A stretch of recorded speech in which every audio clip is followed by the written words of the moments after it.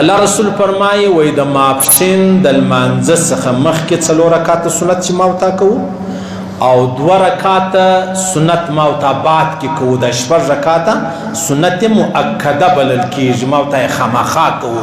د دېغه سره سره راولاړ سه 2 رکعاته نفل وکړه 2 رکعاته نفل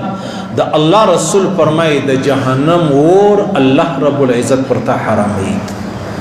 چې کوم سړی ماپښین 4 رکعاته سنت موږ کوو بیا دغه څه بعد 2 رکعاته سنت کوو د فرض سما بعد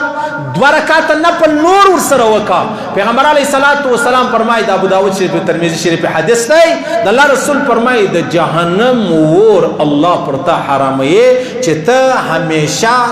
4 رکعاته خو کوو د فرض څخه علاوه 2 رکعاته نور سره کوو الله رب العزت دا اعزاز او مقدار درکوي د قیامت پر ورځ تر ټولو لوی پریشانی د جهنم اور دی دلته د الله رسول و ما او تا ته 4 رکعاته کوو چې کوو 2 رکعاته نفل ورواچو د الله رسول فرمایي د جهنم اور الله پر تا حراموي دا سمه خبره ده لیکن کول ډیر ګران دي کله به موږ کوو تاسو کوشش وکړئ عزیزانو والله څه معلومه ده الله رب العزت پر یو معمولی خبره وبخښي څه معلومه ده الله رب العزت په یوې ورځې پر مانځه باندې زما استاد ابد الاباد مغفرت چې دی هغه فرمایي دا خبره ختمه شوه